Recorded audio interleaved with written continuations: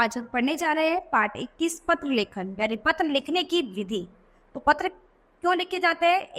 एक जगह से दूसरी जगह पर अपने संदेश को भेजने के लिए हम पत्र लिखते हैं। तो पत्र लिखने की विधि हमारी किस तरह से होनी चाहिए वो हम इस पाठ में पढ़ेंगे। पत्र मन के भावों को प्रकट करने का सर्वोत्तम साधन है। पत्र के माध्यम से हम दूर बैठे अपने मित्रों व सगे संबंधियों से संपर्क स्थापित कर सकते हैं। किंतु आज विज्ञान ने इतनी उन्नति कर ली है कि संदेश को एक स्थान से दूसरे स्थान तक पहुंचाने में केवल कुछ क्षणों का ही समय लगता है। फिर भी पत्रों का महत्व कम नहीं हुआ है। आज भी शादी के निमंत्रण पत्र, सरकारी पत्र, आवेदन पत्र आदि लिखकर ही भेजे जाते हैं। पत्र लिखते समय निम्नलिखित बातों को ध्यान में रखना चाहिए। तो पत्र लिखते समय पत्र पाने वाले की आयु, पद और योग्यता का ध्यान रखना चाहिए। दूसरा, पत्र की भाषा सरल, स्पष्ट और प्रभावपूर्ण होनी चाहिए। तीसरा, पत्र संक्षिप्त और सारगर्भित होना चाहिए। चौथा, पत्र की लिखावट स्पष्ट और सुंदर होनी चाहिए। पत्र में अनावश्यक रूप से काट छाट नहीं करनी चाहिए। और पांचवा, पत्र में उचित संबोधन और अभिवादन होना चाहिए। ठीक है, इसके बाद हम पत्र के प्रकार के बारे में पढ़ेंगे। पत्र कितने प्रकार के होते हैं? 2 प्रकार के होते हैं। पहला औपचारिक पत्र और दूसरा अनौपचारिक पत्र। औपचारिक पत्र कौन से होते हैं? ये पत्र उन व्यक्तियों को लिखे जाते हैं जिनसे हमारा कोई निजी संबंध नहीं होता, अर्थात विद्यालय के प्रधानाचार्य या प्रधानाचार्य, सरकारी अधिकारियों, संपादकों, व्यापारियों आदि को लिखे जाने वाले पत्र औपचारिक पत्र कहलाते हैं। ठीक है, इन्हें बाहरी पत्र भी कहा जाता है। इसके बाद अनौपचारिक पत्र, ये पत्र उन व्यक्तियों को लिखे जाते हैं जिनसे हमारा कुछ व्यक्तिगत संबंध होता है, जैसे कि हमारे सगे संबंधी, मित्रों, प्रियजनों को लिखे जाने वाले पत्र अनौपचारिक पत्र कहलाते हैं। इन्हें घरेलू अथवा व्यक्तिगत पत्र भी कहा जाता है। इसके बाद हम पढ़ेंगे पत्र के अंग के बारे में। तो पत्र के निम्नलिखित अंग होते हैं: प्रेषक का पता व दिनांक। ठीक है, प्रेषक का पता बाईं ओर लिखा जाता है और उसके नीचे दिनांक लिखी जाती है। विषय संकेत, औपचारिक पत्रों में दिनांक के नीचे पत्र जिस बारे में लिखा जा रहा है उसका शीर्षक लिखा जाता है। संबोधन तथा अभिवादन, पत्र के बाईं ओर नीचे हाशिए की तरफ जिस व्यक्ति को पत्र लिखा जाता है उस व्यक्ति के अनुरूप संबोधन और अभिवादन का प्रयोग किया जाता है। विषय वस्तु, यह पत्र का मुख्य अंग है। पत्र के इस भाग में संबंधित विषय का संक्षिप्त और स्पष्ट विवरण लिखना चाहिए। इसके बाद समाप्ति, पत्र की समाप्ति पर प्रेषक को पत्र प्राप्तकर्ता के संबंध के अनुसार समापन सूचक शब्द का प्रयोग करना चाहिए, जैसे तुम्हारा शुभचिंतक या फिर आपका आज्ञाकारी भवदीय आदि। पत्र भेजने वाले का पता, यह सबसे अंत में लिखा जाता है। सरकारी और व्यावसायिक पत्रों में हस्ताक्षर और नाम के नीचे अपना पता भी लिखते हैं हम। इसके बाद औपचारिक पत्रों के कुछ उदाहरण है। तो औपचारिक पत्र किस तरह से लिखे जाते हैं? जैसे कि चरित्र प्रमाण पत्र लेने के लिए अपने प्रधानाचार्य को प्रार्थना पत्र। तो सेवा में प्रधानाचार्य जी, राजकीय उच्च विद्यालय देहरादून। विषय क्या है? चरित्र प्रमाण पत्र प्राप्त करने हेतु। ठीक है, तो महोदय, सविनय निवेदन क्या है कि मेरे पिताजी सिंचाई विभाग में इंजीनियर है। उनका स्थानांतरण अब दिल्ली हो गया है। परिवार के सभी सदस्य उनके साथ दिल्ली जा रहे हैं, अतः मुझे भी उनके साथ जाना होगा। दिल्ली के विद्यालय में प्रवेश पाने के लिए मुझे चरित्र प्रमाण पत्र की आवश्यकता होगी। इसलिए आपसे विनम्र प्रार्थना है कि आप मेरा चरित्र प्रमाण पत्र देने की कृपा करें।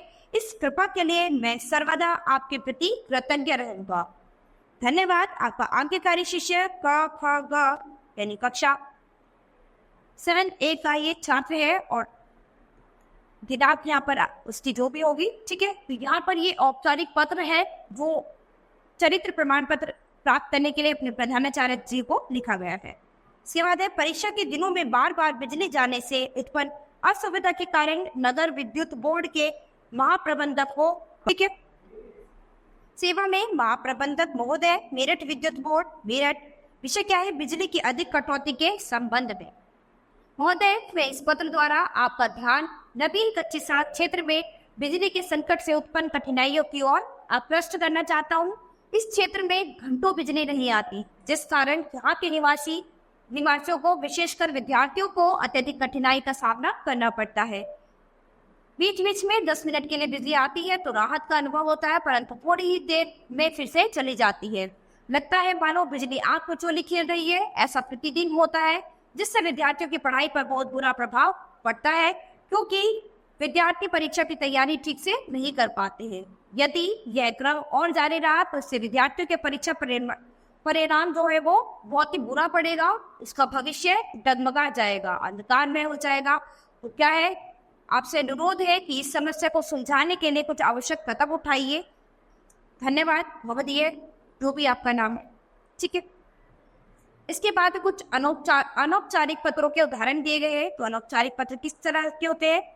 वाद विवाद प्रतियोगिता में प्रथम आने पर छोटे भाई को बधाई पत्र। मुरादाबाद, प्रिय आदित्य, सस्नेह पिताजी का पत्र प्राप्त हुआ। पत्र में अन्य बातों के साथ साथ उन्होंने तुम्हारे वाद विवाद प्रतियोगिता में प्रथम स्थान प्राप्त करने के विषय में भी लिखा था। इस विजय के लिए तुम्हें बहुत बहुत बधाई हो। तुम सदा से ही तर्कपूर्ण बातें करने में निपुण रहे हो, जिसके परिणाम स्वरूप ही तुमने आज यह सफलता पाई है जो तुम्हारे सामने है। भगवान से मेरी यही प्रार्थना है कि तुम भविष्य में इसी प्रकार सफलता प्राप्त करते रहो। मम्मी पापा को मेरा सादर प्रणाम कहना, तुम्हारा बड़ा भाई। ठीक है, ऐसी एक दूसरा पत्र है, अपनी सखी को जन्मदिन पर आने के लिए निमंत्रण पत्र। विवेक विहार 128/4, विवेक विहार, मुजफ्फरनगर। प्रिय सखी, सप्रेम नमस्ते। तुम्हें याद ही होगा कि आगामी 29 अक्टूबर को मेरा जन्मदिन है। इस अवसर पर मैंने अपनी सभी सखियों को बुलाया है। गत वर्ष की तरह इस वर्ष भी प्रातःकाल 9 बजे हवन, दोपहर का भोजन, सायंकाल को प्रतिभोज तथा उसके बाद भजन संध्या का आयोजन किया गया है। दिन में सभी सखियों के साथ मनोरंजन कार्यक्रम भी होगा। इस शुभ अवसर पर मैं तुम्हें अपने माता पिता के साथ आने का निमंत्रण भेज रही हूँ। आशा है कि तुम इसे स्वीकार करोगी और आकर मेरे प्रति स्नेह व एवं मित्रता का परिचय दोगी। शेष बातें मिलने पर होंगी। तुम्हारी सखी टेंडरेस। ठीक है, तो यहाँ पर हमने बच्चों कुछ औपचारिक और अनौपचारिक पत्र पढ़े हैं। आप भी क्या करेंगे, अभ्यास में कोई एक औपचारिक पत्र और कोई एक अनौपचारिक पत्र अभ्यास में लिखेंगे, जिससे आपको पत्र लिखने की विधि और पत्र लिखने का तरीका अच्छे से समझ में आ जाएगा। तो आप एक पत्र अपने प्रधानाचार्य जी को लिखेंगे किसी भी विषय पर जो आपको अच्छा लगे। ठीक है, तो वो आपका क्या होगा, औपचारिक पत्र हो जाएगा। और अनौपचारिक पत्र में आप अपने किसी मित्र को कोई भी पत्र लिखेंगे किसी भी विषय पर। ठीक है, तो उससे आपको पत्र लिखने की विधि अच्छे से समझ में आ जाएगी कि पत्र लिखने का तरीका किस तरह से होना चाहिए। तो बच्चों, आज ये पाठ हमारा यही खत्म होता है। अब हम अपनी नई क्लास में मिलेंगे अपने नए पाठ के साथ। धन्यवाद।